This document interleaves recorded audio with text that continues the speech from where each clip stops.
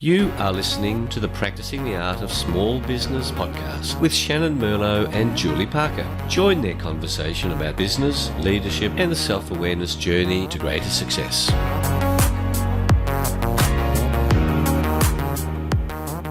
Shannyn, welcome to episode 15 of the podcast Practicing the Art of Small Business. How are you? You seemed like you were questioning whether we're at episode 15. I have them all written down here, episode 15. I was. How are you, Shannyn? You seem a little bit confused today. Julie, you asked me. Thank you for asking me. I'm a little bit overwhelmed today. Oh. Yesterday, the last week, since December last year, I think. We're in February now for anyone who's listening. If you're listening to this in, June, I haven't been overwhelmed. She's like, wow, she's been overwhelmed for a long time. She's got to get her act together. It's only Feb. It's okay. It's only been a few weeks. It's only been nearly two months in this year, Julie. Holy dooly. Yeah, I wrote down an appointment time I made the other day, or just yesterday, for March. I'm thinking, what? That's a quarter into the year. Mm-hmm. So what's making you feel overwhelmed? Life, Julie, life. So I think that I'm in the experience that I know clients of mine have had. And for anyone who would like to judge the coach, feel free to judge away. We are human. Sounds like fun. We are human. I know that Julie's probably perfected life, but I certainly haven't. I've got my own issues.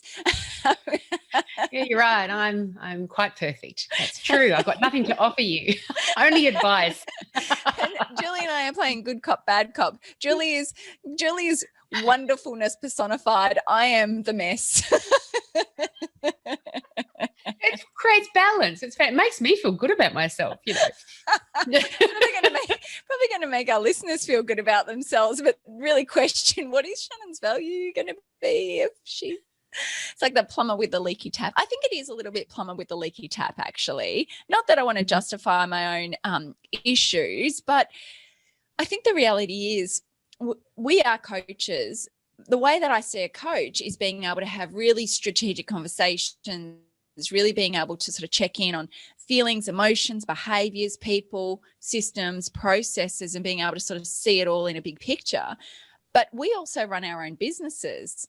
I am also in the weeds of my own business. I've also got my own problems, and I've also got my own, there's cash flow, and there's budgets, and there's people, and there's marketing. So, the problems that we have, although maybe I'm projecting here, Julie, or justifying, either way, but the problems that anyone has in business is not isolated to the type of business they have. It's a part of running a business. I'm just going to pause there for a second, Julie. You can take over for a moment just to just to reflect on my reflections, which I love. I love a reflection of reflections.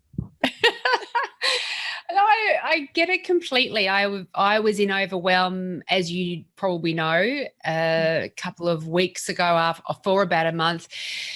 There just seemed to be a lot going on, and I was coping well with getting all the stuff done. It was just my mindfulness over each particular area and remembering where I was at with each particular area. It's like you've got to compartmentalize each project that you're working on, and how can you develop a system where you'll recall for information or the last communication, or you can step back into that space quickly without having to reread all of your notes and remember where things are at.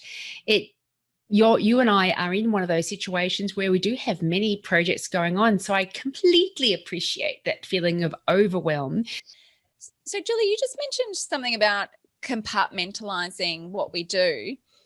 I don't want to get into a gender discussion here, and maybe this won't go anywhere, but my experience of speaking to a general population of the men, I'm not putting men into a stereotype here, and my general experience of being a woman and speaking to other women and women, people who identify as women thinkers, God, I'm going to get into a whole politically correct discussion here, is that men generally compartmentalize their thinking. This is one of these, men are from Mars, women are from Venus.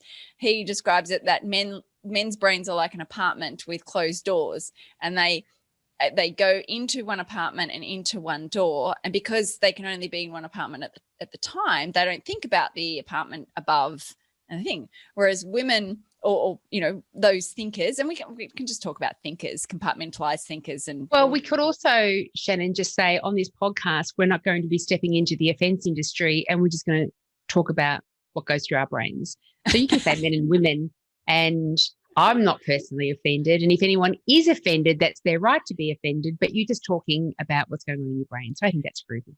Okay, cool. And I'm referencing a book that was written a while ago, and that was generally consumed quite well. So anyway, disclaimers. So men, women. So men brains are like apartments, and women's brains are like warehouses. So a woman can go into the warehouse, and at any one time, someone says something, and she can see everything in context, which is why women get frustrated with men around, like, how come when you're at work you can't remember to pick up the supermarket stuff? And it's because he's in the work apartment thinking. Whereas we women often suggest, they're thinking about the kids and the schedule and the social schedule and what needs to happen for dinner and work and this and that and and it's this way of thinking. So again, kind of off topic because I'm getting overwhelmed in the discussion of how men and women think. These are the ramblings of an overwhelmed woman. Julie and I just had a conversation where I went off on a complete tangent, and it was a sign of me actually being in overwhelm, and you're not listening to it because it was such a random tangent that it added no value whatsoever to the conversation. But that's what happens when you're in overwhelm. We've just saved you from a bit of confusion, viewers and listeners. I was confused. I lost track very, very quickly. But what you have described could be one of the reasons why there's overwhelm. You just talking about that men think about things as, closed doors to rooms, and that triggered in me, gosh, I think that might be very helpful. And nowadays with our technology, our phones, emails, all the rest of the things that we've got going on around us, it makes it more and more difficult to close yourself off and just concentrate on the one project, because you want to be responsive to all the projects that are going on. And if an email comes in, you feel like you want to address it straight away. So I can see how that can stop that compartmentalizing of projects from happening. But in my heart of hearts, I feel like that is exactly what I need to do. Yeah, it's interesting because you sort of saying the doors and being responsive. One of the things that I've done, which has now created another problem, is that I have completely deprioritized email because it's so distracting. Yet I've deprioritized it so much that it has in itself become an overwhelming thing. And every now and again, I do have a habit of going in and just completely clearing it out. But my goal is to really manage the emails and manage the inbox, because that is one thing which I'm starting to do. And listeners, please go to the YouTube version. Not that we don't want you to listen to us, but we're so much more interactive visually, I think, because I'm about to do Julie's dancing right now, and I'm going to do like a little thing, and it's hard to describe it. So I've been doing this. See, if you're listening, you have no idea what I'm doing. Peeking through her fingers in a scared, timid way. Yes, on these things that have just become such a big thing. And it's almost like I need to create these projects to clear the emails, to then get on top of the emails. But then my brain says, I need a system, and I don't have a system yet, and I haven't allocated time to create the system, and I need a system for that other thing, and I need a system for the other thing, and I need to respond to that, and I need to respond to that. And then Yeah. So and we touched on some things that can help us manage our time well back in episode 12, time. I don't have time for this podcast. So we did touch on various things, but when you're in overwhelm, that's when you fail to adhere to the systems that you've put in place, isn't it? Oh, yeah. That's Sometimes it's just one additional project that is tipping you over the edge. Well, I think it's, if I won't share and download all of my emotional issues on this particular podcast, but there is a lot of uncertainty happening in my business at the moment. There's a lot of moving parts. There are a lot of people kind of involved in the moving parts, and the emotional energy in all of the uncertainty is actually exacerbating this feeling of overwhelm, because I feel like I can't actually put in place a solution. And I haven't got the priority of the steps forward, which is then creating this emotional intensity. And I guess the thing with emotional intensity is I don't know if you know, Julie, but I'm going to, and I don't know if our listeners know, but our cognitive thinking goes down, and that's in our prefrontal cortex. That's basically the stuff that's not survival. So our brain has all of our survival instincts, breathing, heart beating, all of that. So, find food, sleep, that sort of stuff is all basic function. And once we've kind of got our sleep, our food, our whatever in place, then we've got enough brain space to then think more cognitively in the prefrontal cortex. What happens in stress is that the energy's moved away from the prefrontal cortex into survivability, because under stress, we're releasing cortisol and stress hormones and all the other things that says to the brain, we're going to get eaten, we're about to die. So pare everything back into survival mode. So you actually can't think more cognitively as a result of stress. So what am I trying to say? I need a holiday, Julie. That's the answer everyone has. I just need a holiday. But you come back, it's all the same workload. Come on. So I think you're absolutely right. When we go into more survival mode, our brain is just thinking survival stuff, and everything else falls by the wayside. However, would overwhelm be well described in this particular scenario of there are more important decisions to be made, there is more important work to be done, but I'm still keeping the amount of stuff on my to-do list, regardless of the fact that I'm in a mode at the moment that I should just be focusing on the important, urgent stuff. We're talking about in a past episode about the Eisenhower matrix. And so moving from stuff, you've got tasks that are going to be urgent and important, urgent and not important, important and not urgent, and not important and not urgent. And one of the things that I have a thought around that may help people in overwhelm is to put all of their responsibilities and tasks in that Eisenhower matrix, decide the 2 important squares that they're going to be working from, and and keep all the other stuff written down, and actually diarize it for a month down the track. Relieve yourself from a little bit of the abundance of what you need to get done at the moment. Does that resonate? That would be one step that would help? It would, except except that I do feel that it has gotten to that critical point where everything has become priority. So the email, this is why I deprioritize email, because I'm like, it's email, you know what? There's so many of them, and I only really need to action one of them, but then the email box gets really busy, and then one drops off and miss the thing. But it's by not prioritizing some of these simpler things, it means that then that's creating its own problem. It's almost like I just wrote down decluttering. So I know one of the things that happens in my life when I get quite stressed is my house gets really messy. So I get, I start leaving things out. Kitchen might not get cleaned every day. I start to, and it just starts to become more of a, just becomes cluttered. It just becomes I'm not filthy, but it becomes cluttered. I'm not a dirty person. I'm not a dirty person. There's stuff around me, not dirty stuff.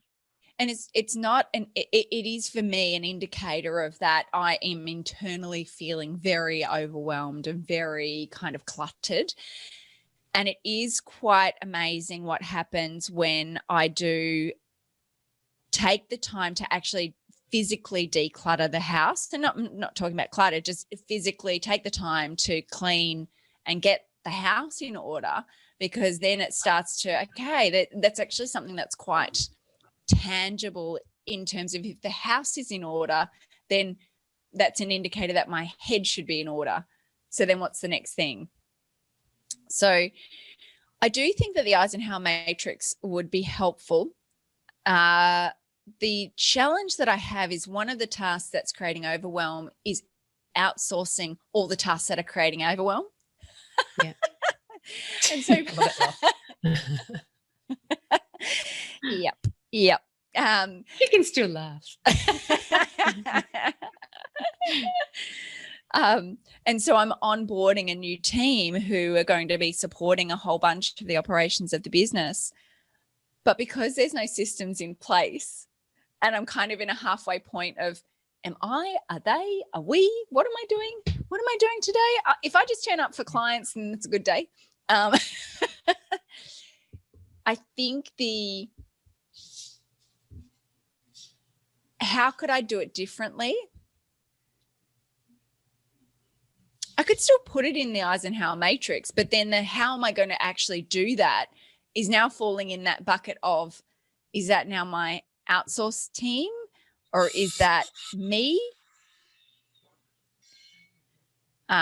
Is that me, or is that someone else? Or so a lot of it is the uncertainty of how is the work going to get done between the resources that I've got.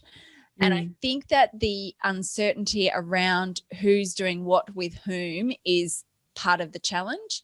And I do actually think that this is not a unique challenge to me. I think that a lot of business owners who have team members actually get caught up in the not managing team members, not managing workflow, because of the shift in thinking. Am I making any sense, Julie? You absolutely are. And you're right. It is an issue with anybody who's part of a team and is the one that has all the vision, all the ideas, all the projects. They have to create the gold, and then they're actually delegating out the various tasks to support all of that. And if you think of what you are going to end up with once all of this is sorted out and everyone knows exactly what they're doing, I think sometimes we look at that and we think, oh my God, the amount of effort that is required to build the pyramid is absolutely enormous. I don't have time, energy. It's so urgent and important to build the pyramid. But when is it going to happen? How is it going to happen? Rather than recognizing it's done block by block. Bless you. Thank you. For those who are not watching us, I just missed. Luckily, she's got mute. I did mute.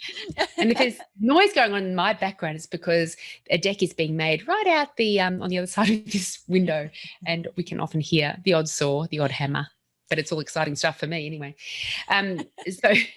So recognizing it does just come down to block. So how much of it could be start with baby steps of delegation? Can you just get that done? That requires little discussion, little attention, but I just need the ball to start to roll. And then I can start being reactive to you saying, I can do that too, and I can do that too. So let me come at this from a different angle. It might be a more helpful angle, because I agree with you, Shannyn. I think everyone has got a lot to get done if they want to take their business in the directions they want to take it. And they need to delegate a lot of stuff and get everyone to understand a lot of stuff. And it's always going to be a lot of stuff. So is it the stuff that's the issue, or how we think about the stuff, how we personally process the stuff, how we manage the stuff within our own minds? Maybe that tackling that area of the issue will help us move through it more successfully, more happily.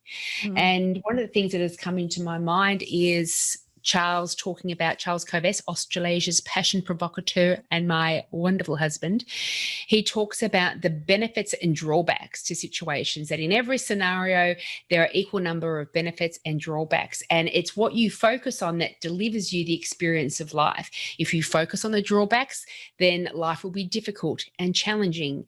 And if you focus on the benefits, then life is filled with opportunity and wonderful things that are coming into our life. When we have our own businesses, we start them because we want that beautiful benefit of having full autonomy over what we do, creating however much wealth we want to create in our world. We want to have our dreams come true. We want to be able to produce those products and those services and put it out to the world. And then we get caught up in the doing, and our focus very quickly shifts from, remember the beautiful goal, remember how beautiful that life is going to look like, to, but look how messy my life is now. Look how stressed I am now. Look how overwhelmed I am now. And so that becomes your experience of life. And is this a space where we can flip our focus back onto the benefits, why we're doing everything that we're doing, and really building so much focus on the benefits that we embrace the drawbacks of that would normally cause overwhelm, but instead they just hopefully bring us to the point of better systems, more effective delegation. So what would our overwhelm do if we stopped focusing on the drawbacks, we embrace the drawbacks, because we are so heavily focused on the benefits of having our own business and being able to work in the way that we personally want to do and not be told what to do, that the drawbacks don't cause overwhelm anymore. The drawbacks are our vehicle for this beautiful, happy life. Does that make any sense? It does. But I'm going to reflect on what came up for me while you were talking more than directly respond to what you were saying. Mm-hmm. So I think that it's not so much overwhelm is a feeling, right? And you were sort of saying, oh, well, if we did the matrix, then this and that.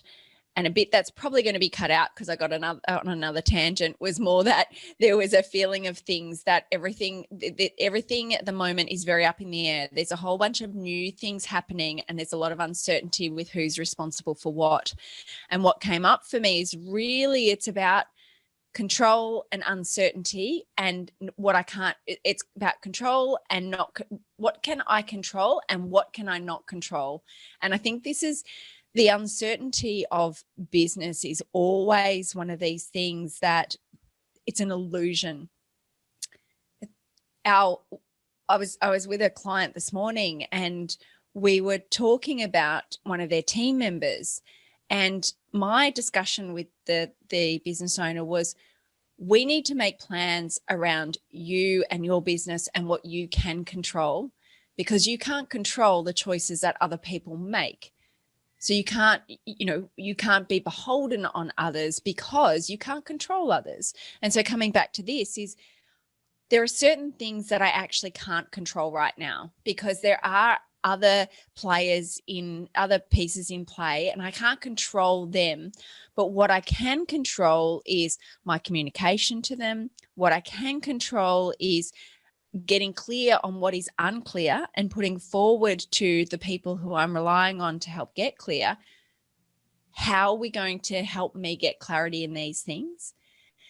And on the things that I do have control over, like the email and everything else, it's then about prioritizing what is actually most important. And it could very much be in the Eisenhower matrix, but the cleaning up of the email box could potentially be a metaphor for the cleaning up of the house. If I spent 40 minutes giving my house a quick once over, putting things away, and I just want to validate myself, it's not disgusting, people. I've been to her place. It's lovely. Yeah, it's not, I'm not hoarding, newspapers or, although the cat, all the kitty cat food tins. she did actually vomit this morning, and that has been cleaned up, but it, that the thing she vomited on does need to be washed. So that's the line, isn't it? That is the If line. the cat vomits, I will clean it up. That's the line. That is a line. But if I make breakfast, the dish will remain in the sink. Correct. It's about balance. But maybe the email is one of these. It's something that's very tangible, because once I start to clear that out, it's something that's been achieved and something that's been done and something that has a tangible outcome. Whereas at the moment, there's so much that is intangible and has no outcome yet. And I'm not at a position where I can work towards an outcome. So sometimes doing that small thing that gives you something tangible, gives enough of a dopamine hit to calm the brain down, to then feel more in control, to then deal with the things that I have control over. That's one thought. And I'll give you my other thought. It's much shorter. The other thing is about emotions. And I've done a lot of work on, instead of fighting the feeling of overwhelm, surrendering to the feeling of overwhelm, because a lot of mindfulness stuff around anxiety is to feel the anxiety in the moment of anxiousness, feel the feeling of anxiety. And if anyone's done any mindfulness, particularly with regard to body sensations, the gurus will actually get you to feel what it feels to have that feeling of anxiety. It's a body sensation. You sort of explore it and you don't judge it, and you don't, try and remove it. You don't try and do anything. You just kind of focus on what does it actually feel like without judging it. And through that feeling of it without judgment, it actually goes away. The fear of the anxiety provokes anxiety. So I'm wondering whether part of my self-care is cleaning the house and surrendering to that feeling of overwhelm and kind of almost letting it consume me, because then I've completely felt overwhelmed and there's nothing left. So there are a couple of thoughts. Yeah, I like the thought of surrendering to it. I've had that thought too whenever you have an interaction with someone, and because, as coaches, sometimes we're delivering harsh news a little bit or having a difficult interaction, and that feeling of discomfort that you have after that, often it makes you call back to that. And our inclination naturally is to try to make it all good and make everyone feel happy again, but that's not always the most helpful thing to do for that other person. They need to feel that level of discomfort as well to be able to get them to the next realization. And so I do reflect back over the thing that's made me feel uncomfortable, and if I think no, that was well managed and I've still got that feeling of discomfort, I then say to myself, I feel uncomfortable and I'll allow it. I'll allow it. And that, you're right, it goes away. And so too, you recognizing what the feeling inside your system is, and it helps it go away as well. After, when I was going through all the aftermath of separation and divorce and all that sort of stuff. Fun times. Fun times. And I was going through, every now and again, I would have these feelings of anxiety for a period of weeks. And I had someone talk to me about, what shape is it? Whereabouts is it in your body? What shape is it? What color is it? Is it solid, liquid, gas? What temperature is it? And just being still and I was quite surprised. I'm like, oh, it's red and it's got sharp corners and it's, it's quite solid.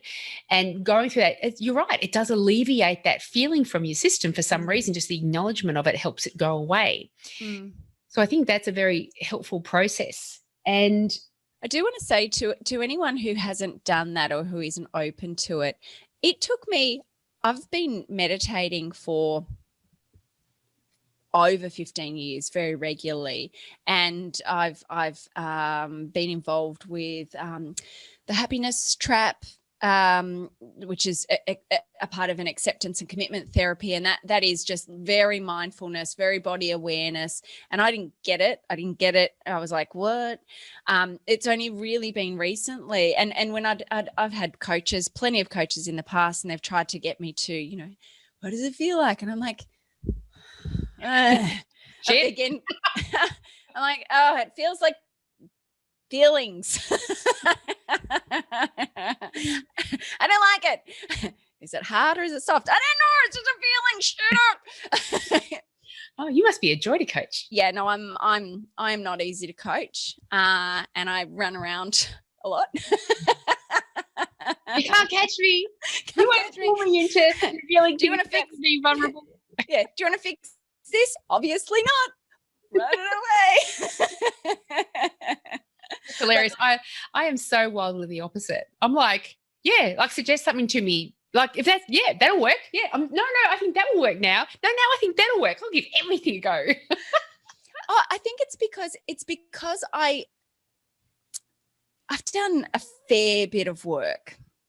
I think I've got a doctorate in, I think I'm actually a doctor of psychology through all the courses and the the lived experience. We can call my therapist. And I have no problem saying that, because my job is all about thinking and bettering myself and coach, I have on many occasions had other coaches that I've worked with. So I very much value that experience. But I do believe that there are certain ways that things should be done.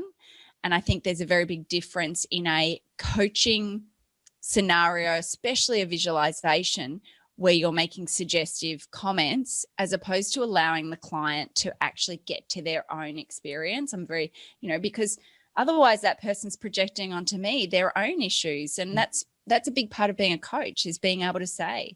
And there's also a difference between being a mentor and saying, how's about you do this? Sounds good. I will give that a go.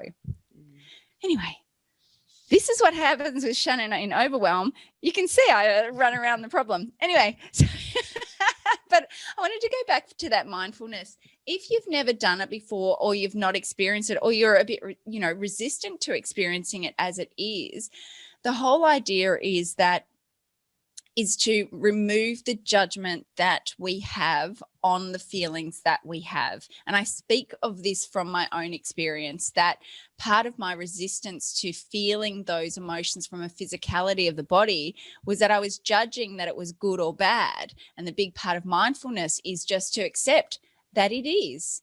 It just is. And once there's that acceptance and there's not any judgment, there's not any questioning, or there's not any desire to change it, that's when it changes. So it's almost like, if this is kind of resonating with you, listener, and it's going to be resonating with at least one person, try it out from the perspective of that non-judgmental, let's just see.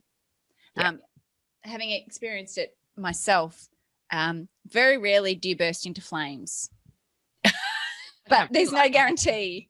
There's no guarantee on that. And you use the analogy of house cleanliness as well, or not cleanliness, tidiness. Thank you. Before. And just as you could start feeling chaotic in your home and you go, it's just so messy. And so that's your calling card to spend 40 minutes and tidy it, put everything away, and you feel better.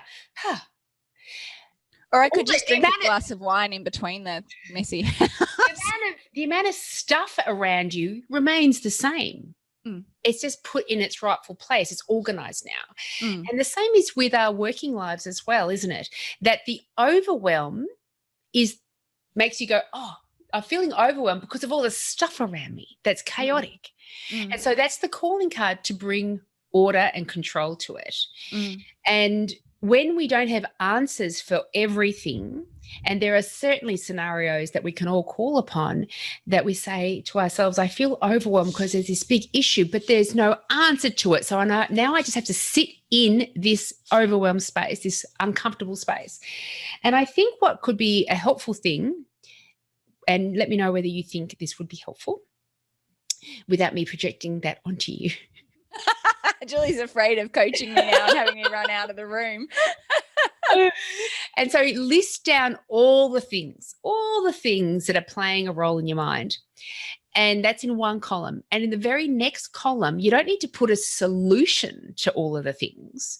All you need to put in the next column is the next helpful action I can take. Doesn't have to solve it. It just can't make the situation worse. What's the next helpful action I can take? Does that feel like that would help bring order to the chaos, help you put the messy stuff around the house in its rightful place? I think it would be helpful. What came up for me was like, I'm actually writing down at the moment at a list of all the things. And as I'm writing the list, I'm embarrassed because the list doesn't seem that big. Oh, I know that feeling. Yeah, I've done the same thing in the past. It's quite interesting, isn't it? Like, I have to make a phone call.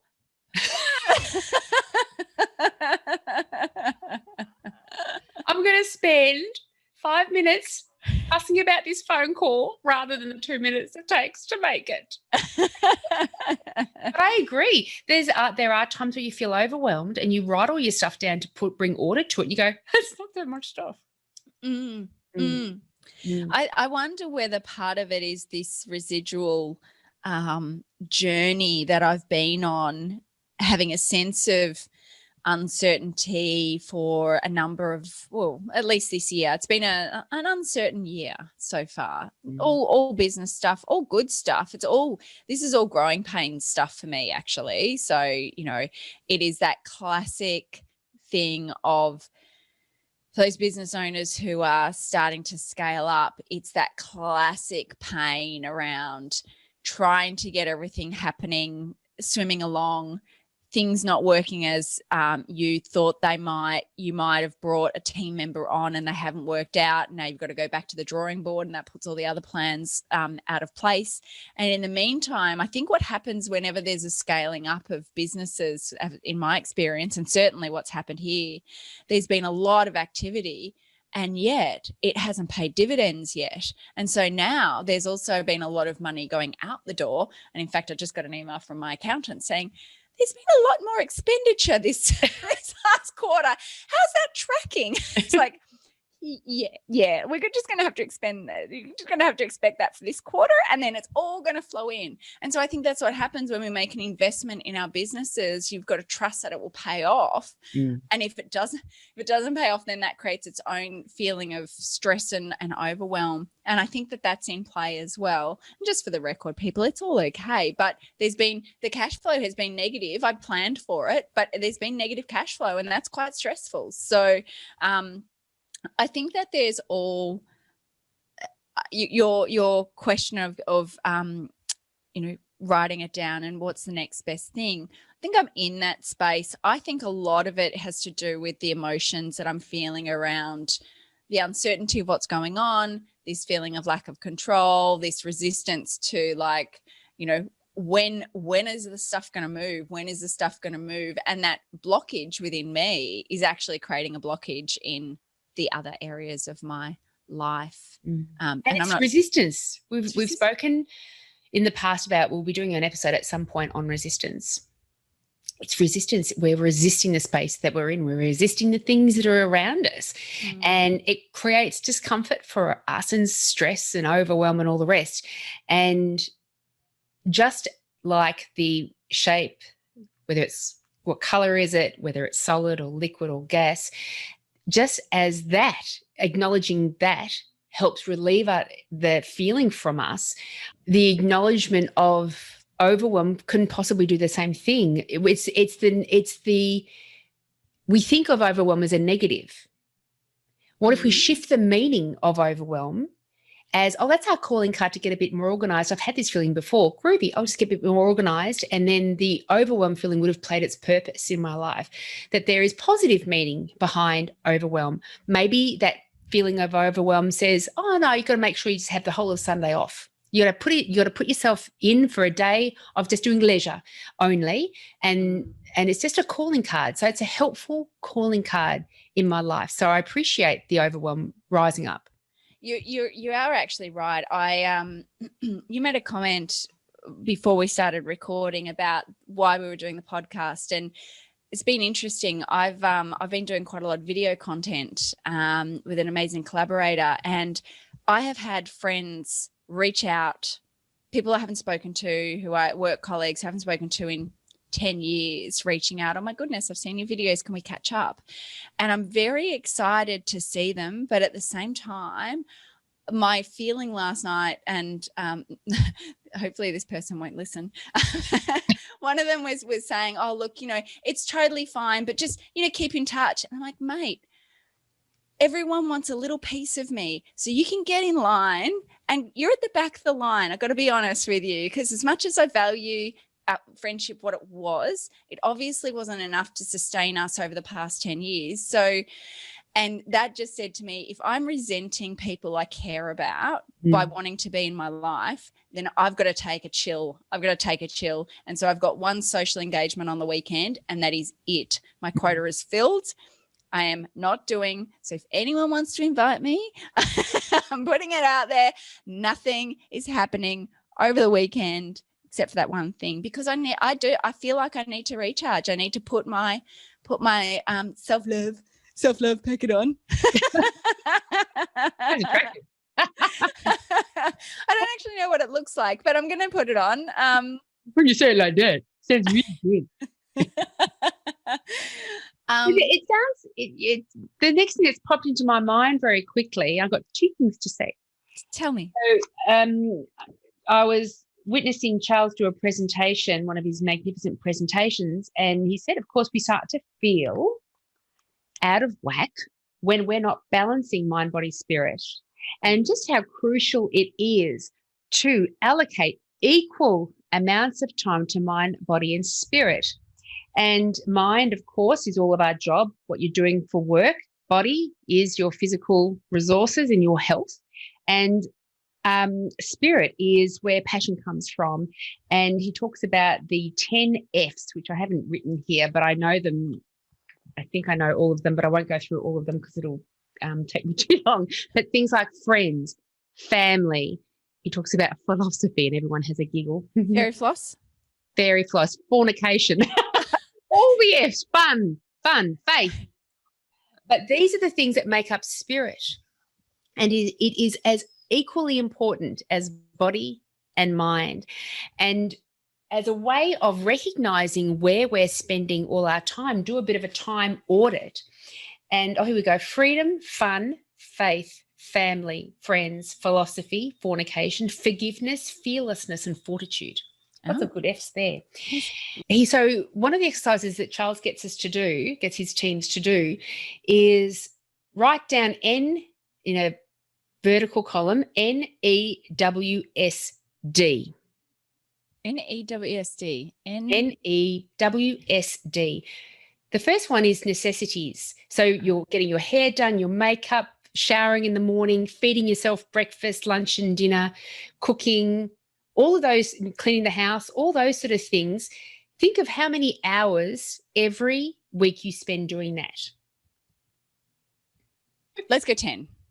10 hours a week for necessities for Shannyn. Now, E is for exercise. How many minutes a day do you spend exercising, and then times it by 7? Oh, we're going to be talking about probably nearly 7, I would say. Great. Yeah.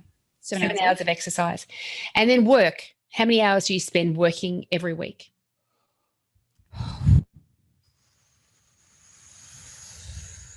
Right now, it'd be maybe 60 hours, I would say.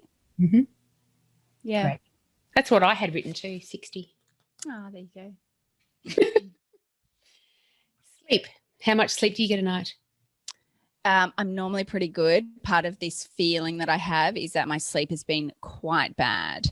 So I would normally get a good sort of 7.5 to 8 hours. At the moment, I'm around about 6 hours of sleep a week. So what's that? 6 times 7 is 42.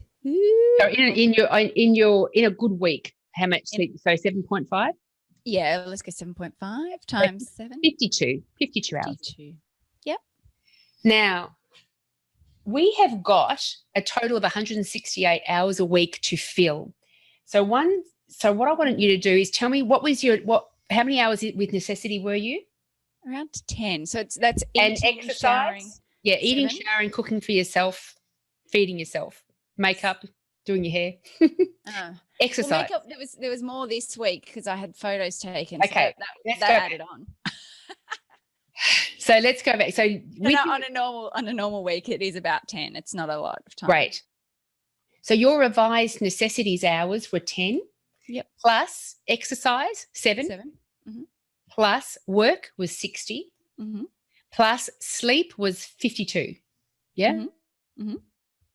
Yep. 60. So that equals 129. Oh, so I've got a whole And 2 days. we've got 168 hours available to us. And so when you go 168 minus 129, you've got 39. So basically 40 hours a week where you get to choose how to fill your mind, body, spirit balance. And so you do have time, and it is important to spend time fulfilling spirit and seeing friends. And quite possibly when you've got your discretionary hours in balance, and so you are making sure you are feeding faith, freedom, fun, family, friends, all those wonderful things, and functioning from spirit, then you may feel less overwhelmed because you're actually addressing the 3 key areas that make you up as a human being. I hear what you're saying, but what I need is no human contact. That is my recharge. So spending time with others doesn't actually fill me up. But can I challenge that and say you're not allowing it to fill you up, because the meaning you attach to these interactions is that it's taking time away from you rather than something that's replenishing you.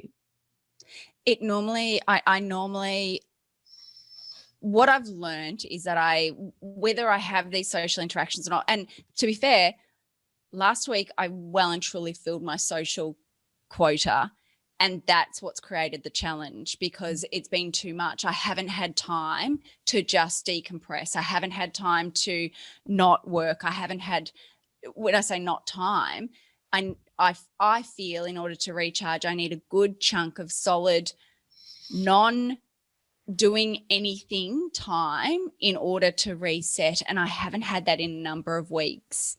And so, and I have been more social than what I have been in the past.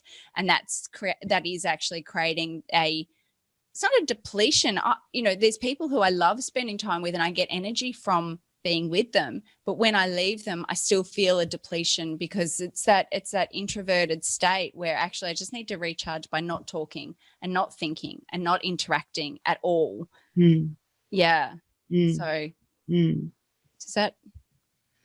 Yeah, 2 things are in my mind that for absolutely, like the spirit is things that you would be quite possibly doing by yourself: faith and fun, forgiveness, philosophy, all those sort of things that are more around self-contemplation and private contemplation and spending time with oneself. And that friends are just simply a part of it all. But I also want to bring the awareness quickly, because I know that we're running over, but bring the awareness around, we have a particular experience of life. What makes the things that fill up our life bring us joy, happiness, peace, or stress, overwhelm, and distress? And it's us. It's the meaning we attach to all these things. That's true. And I'm reminded of the quote that's sitting up there on my wall, because I've got various quotes framed around my wall, the ones that have really meant something to me.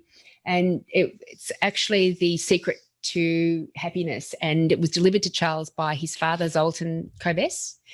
And it is 4 words: choose to be happy.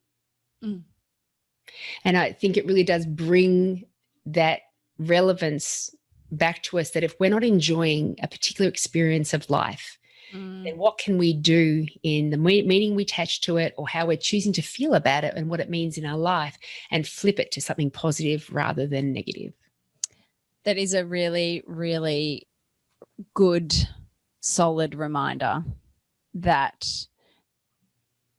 at the end of the day, how I feel is a choice.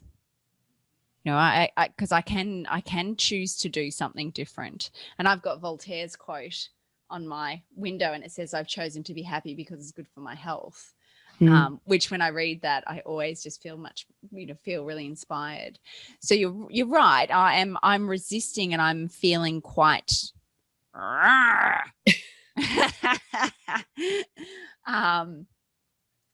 but that's a choice.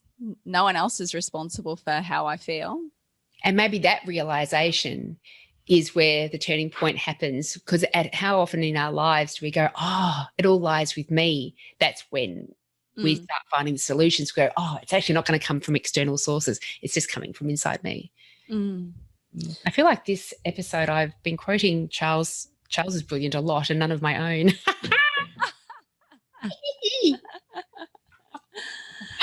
Well, I hope that's helped in some minor way. Communication, Shannyn, it's certainly helped me. That's for sure. When I go back into overwhelm, not when, if. I think absolutely. I think that what I've taken from the conversation is I get to choose how I feel. That's a big one. That I am going to honor the space to let go, to allow myself to feel the feelings, to let them go, because that the feelings are the thing. To focus on what I can control, which is this time, and also to realize that I know one of my indicators is that when I start to feel resentful at all, that is an indicator that I need to give back to myself. So I need to take myself off the grid and I need to just completely introvert and do things that recharge me, which is what recharges me is just literally hanging out on my own, reading a book, or cooking. I'm trying to think of an F word that describes that. I can't think of one. Faffing. Faffing.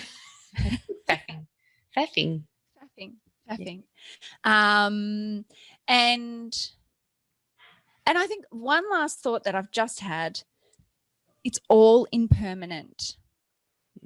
This is not a forever thing. This is not how life is going to be forever. And so it's just about, this is part of the journey. I said to a client this morning, not been here before, so how am I supposed to know what to do? So and that's actually, that creates joy for me, because it's like, I haven't been here before. Oh, I wonder what's on the other side. This is exciting. So that reframe around oh, this is exciting, because I'm going to be a different person after, well, I'm a different person today as a result of this conversation, but I'm going to be a different person when these problems are solved, and who knows what happens after that. So I think all of those takeaways have been really helpful for me. I really trust that it's been helpful for our listeners. Thanks for listening into Shannyn avoiding kind questions and sharing. But hopefully, I trust that we've had a couple of Shannyn vulnerable discussions, haven't we? We've had one or two Julie ones as well. Let's just see how much we reveal by the time the episodes roll on through. It might just get quite scary, but anyway. Well, I look forward to seeing you next time, Shannyn, and hopefully there'll be less overwhelm. I love the reframe of the overwhelm is actually excitement in disguise. And I might go clean my house in the 15 minutes I have until my next meeting. So You're good. We'll see you next time. Thanks, Julie. Thanks.